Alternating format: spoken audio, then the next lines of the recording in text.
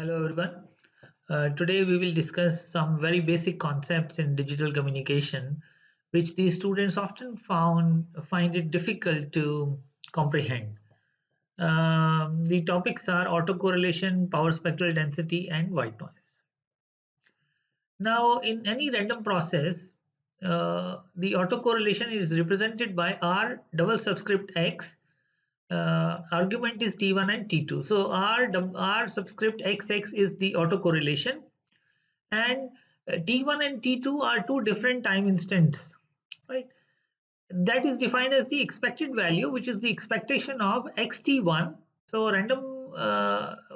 random multiplication of two random variables I'm defining here. The two random variables are taken, one at time t1 and the other at time t2, and the autocorrelation is defined as the expectation of xt1 conjugate of xt2. Multiplication of two random variables taken from same random process x, one at time t1 and other at time t2. So that is defined, that is known as the autocorrelation. But if a random process is a wide sense stationary process, that means in that case it does not matter exactly time t1 and t2. What matters is the difference between the timing. So we define the autocorrelation in a wide sense stationary process as r subscript capital X tau. Here tau is the time difference. Now it is defined as the expected value of x t into x conjugate t plus tau. So you see the random variable is x. What matters is the difference between the two, difference of timing, which is the difference is defined by this value tau. That matters in the autocorrelation in the case of a wide sense stationary process. Why the time difference is important? Because the mean and variance do not vary with time, and absolute value of x, which is a random variable for t1 and t2, does not matter. It is same for all. So what matters is the difference between the timing. Now, what I have defined is the autocorrelation for a random process. Now, autocorrelation, I have also defined the autocorrelation for a wide sense stationary process. Now, let us see what is power spectral density. Now, the power spectral density is defined as X, where capital X is the random process. It is in the frequency domain. So it is equal to the Fourier transform of the autocorrelation function, right, in a wide sense stationary process. So this is defined as the power spectral density. Now let us look at, I will explain the concept using an example where we will discuss about the signaling in a digital communication system. So this is the origin in this graph. This T naught is the time lapse. Time lapse means time offset between the transmitter and the receiver. So we use these pulses to transmit ones and zeros. So when the amplitude is plus a, that means we are sending 1. When the amplitude is minus a, we are sending 0. So but T0 I define as the time difference between the transmitter and receiver, and this value is random, right? So there will be offset throughout in the waveform received. Now in this example that I have taken, we are sending one for this particular part of the waveform, 0 0 1 and 0. So we are sending 1 0 0 1 0. This is one possible random process. There can be many random processes, right? And of course T naught is random. Now heights of whether it is 1 or 0 is also random. That means what bit stream is coming, whether it is 1 or 0, that is also random. So what is not random is actually the time interval, that is capital T. This is the symbol period. This is not random, this is fixed, within which we have to send the respective 1 or 0. Now let us try to plot the autocorrelation function. Now let us say when tau is, when we are taking the autocorrelation function of random variable with it tau equal to 0. So in that case it will be xt into x star t, because tau is 0. So either it is a or minus a. In both the cases, it will give you a square. So therefore, at origin, when tau is equal, so we are plotting the autocorrelation function. This is on x-axis the autocorrelation function, on y-axis is the time difference, which is tau. So when tau is 0, that means the value of the autocorrelation function is a square. Now in between, when tau is, let us say, greater than t, when tau is greater than t, so therefore then you will always be in different digital time slot. What is the time slot? Capital T. So when tau is greater than t, so you will always be in some different time slot, no matter what t naught is. T naught in that case does not matter, because the tau is greater than capital T. Now each data bit is independent, especially in data compression. If you do the source coding, so each bit will be independent of the other bit value. So that means there is equally likely chance of 1 and 0. There is no correlation between the bits that are coming if we do the data compression or source coding. Now, in this case, half time it will be a square and half time it will be minus a square. So it will be definitely 0 beyond capital T, and also beyond minus capital T, it will be 0. Now, if the value of tau is less than capital T, there may be a chance of transition, because tau is less than capital T. There is if the time difference is less than the time symbol period, so there is a transition, or there is a chance of transition. If we within that interval of tau, there is a chance that the bit value will change. That means there is a chance of transition. So in that case, uh, if we when the tau is very small, so the value will be closer to a square. So when tau goes on increasing, the value goes towards 0, and at tau equal to t, it will become 0, and further on it will also be 0.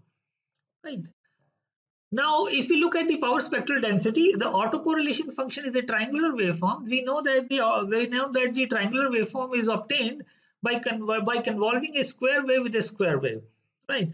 So, what is the power spectral density? So, let us look in the frequency domain in the case of power spectral density. So that means we have to take, if you remember the formula that I just told you, excuse me, what is power spectral density? It is the Fourier transform of the autocorrelation function. So that means we have to take the Fourier transform of this autocorrelation, which is a triangular waveform. So it is so in the time domain, if it is a triangle is formed by convolving a square with a square. So square is convolved with a square. Now in the frequency domain, multiplication of two Fourier transform of two squares in frequency domain. That means if there is a square pulse, the Fourier transform will be a sinc function, right? If there is another square, so another sinc function, so it will be a sinc into sinc. So it will ultimately be something like a sinc waveform with the height a by t, right? And these points are minus 1 by t and 1 by t. So this is the power spectral density, and this is the relationship between the power spectral density and the autocorrelation. Now in random signals, you can see the average usage of the frequency domain. That's the purpose of power spectral density. So it will tell you that how much bandwidth is being utilized, right? If capital T is small, more expanded bandwidth is required. So power spectral density gives you actually an idea of the how much bandwidth is being used corresponding to capital T. Now let us look at what is Gaussian noise. Now in my previous lecture, I have also explained the Gaussian noise. The noise is the shape of the distribution of the noise is Gaussian, where mu is 0 and this sigma is the standard deviation. Now, this is the power spectral density of, this is the PDF, the probability density function of noise, which is given by 1 over 2 pi, 1 over root 2 pi is sigma, exponent of minus x minus mu square divided by 2 sigma square whole square. Only this part is the whole square, where mu is the mean and sigma is the standard deviation. But this is the case of a single random variable. Now, what is white noise? Let us take a random process. That means if there is one random variable, we take its sample. So let us say this is the sample value. For another random variable, we take another sample. So what is the random process? What is the sampled version of the random process is that we take samples of the random variable, the distribution of the random variable, and that we will call as the random process, right?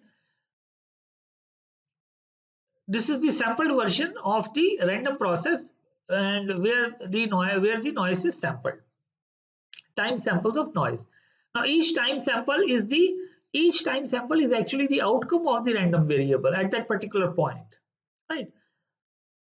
Now, noise is independent from sample to sample. We know that the noise is independent from sample to sample. So what is the autocorrelation function?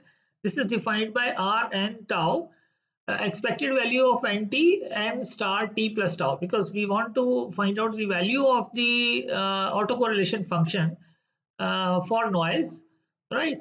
And we take the noise values at with the difference of time t with difference of time tau when the two noise samples are independent. So two independent samples are there. So when the two samples are independent, this value, expected value, will be equal to the delta function. So the autocorrelation function of noise is given by n naught by t delta t.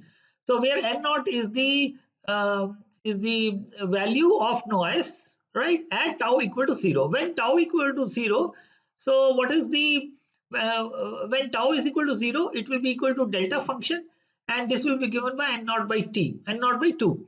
So at tau equal to 0, it will be n naught by 2. So that is how we define the impulse function, which is delta t. So autocorrelation of noise n at tau equal to 0 is n naught, which is the height of the delta function, right? And what is the power spectral density? It will be given as the Fourier transform of the of this autocorrelation function. Now the autocorrelation function is given by n naught by 2 delta t. So what is the Fourier transform of this? The Fourier transform will be n naught by 2. So why? So if you plot n naught by 2 and x-axis is frequency, that means all along the frequency axis, the axis is flat. That means for all the frequencies, the noise values are the same. So that is why we call this as the white noise. N naught by 2, because why we are taking n naught by 2? Why? Because we are plotting for positive and negative frequencies both. So in order to keep the energy same, we are keeping it n naught by 2, so that the area under the curve remains the same. So this is white noise. This is known as the white noise, where the spectrum of the autocorrelation function is flat and the value is given by n naught by 2. And variance is given by sigma square. So how do you define variance? Variance is the expected value of this, that means the second moment minus the mean square. So expected value minus mean square. So this will be given by n naught by 2, because the this will be given as the n naught by 2. This is the autocorrelation function, which is the second moment. Mean is 0 here, so autocorrelation function is n naught by 2, so it is sigma square. That is how we define the variance in the case of white noise. Variance in the case of white noise is given as n naught by 2. Why? Because this is the second moment, which is the autocorrelation function, and the value is n naught by 2 minus mu square. Mu is 0 in the case of Gaussian noise, so therefore it is variance is given by n naught by 2. And we know that when the so in our modeling of the various communication systems, we define additive white Gaussian noise, where I have explained the meaning of white. Gaussian noise I have already explained. Additive means the noise is actually additive in nature. That means straightway adds into the signal. So this is how the white noise is defined. Thank you very much.